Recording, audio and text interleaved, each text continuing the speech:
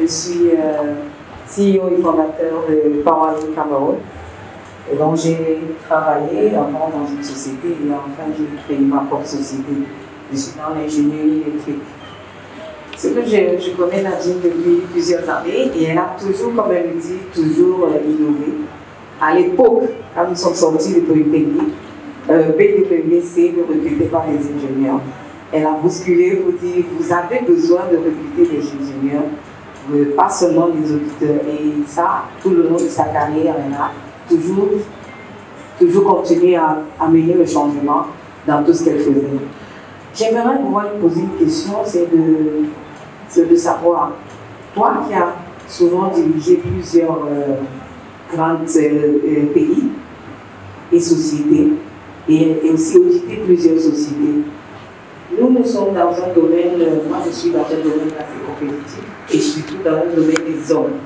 Je suis ingénieur dans le bâtiment, et c'est difficile souvent de faire confiance à une société de femmes, parce que les hommes sont assez misogynes et ainsi de suite. Donc maintenant, dans cet esprit, comment faire pour évoluer? Comment faire pour que la société soit rentable sur le plan financier et que nous puissions grandir? Donc j'aimerais avoir quelques conseils sur la gestion de tes partenaires, la gestion de tes clients qui souvent aimeraient te donner des projets, mais se disent que est-ce que la femme, bien qu'elle soit ingénieure dans son domaine depuis plus de 23 ans, est-ce qu'elle sera capable de pouvoir suivre ce projet du début jusqu'à la fin, malgré son expérience, malgré sa capacité?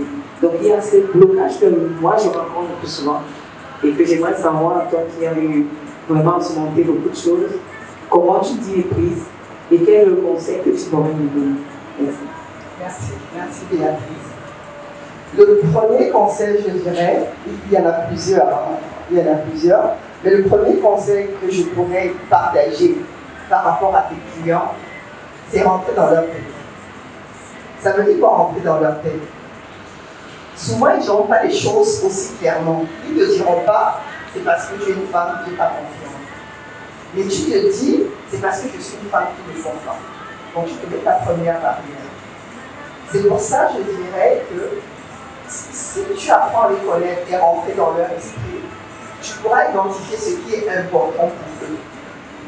Pas ce qui sera un frein pour toi, mais ce qui est important pour eux.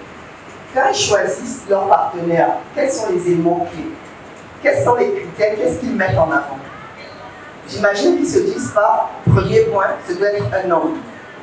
Ils ont plusieurs critères. Et toi, tu dois regarder comment tu rentres déjà dans ces critères, mais comment tu rentres en étant dans la part du dessus, pas en étant dans la moyenne. Donc ça veut dire qu'en termes d'offres, en termes d'approche, tu dois avoir une offre et une approche qui soit différenciante. Tu ne dois pas faire comme les autres. Tu ne devrais pas pouvoir proposer comme les autres. Tu dois pouvoir se dire, ce client A il est différent de ce client B. Qu'est-ce qui est important pour lui? Et ce qui est important pour lui dépasse la simple relation de l'offre que tu as à faire. Tu dois pouvoir savoir où il veut aller, pourquoi il veut aller là-bas. Et ça va te permettre d'avoir quelque chose qui est beaucoup plus global, qui dépasse la simple offre dans ton secteur. Tu es très brillante, je te connais depuis que tu es sortie de l'école. Et pouvoir mettre cette ingénierie au service de construire une offre qui dépasse ce qu'il attend. Donc tu ne te mettras pas au même niveau que les autres qui auront fait la même offre que toi. Il y aura quelque chose de différent. Qui fait que homme ou femme, ce ne sera pas important.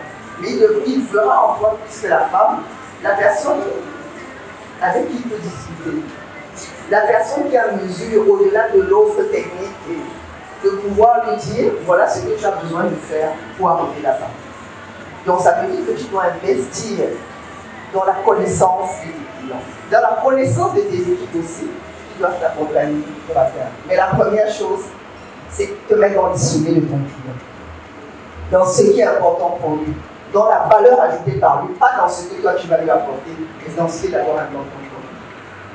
Et à partir de ça, tout pourra être.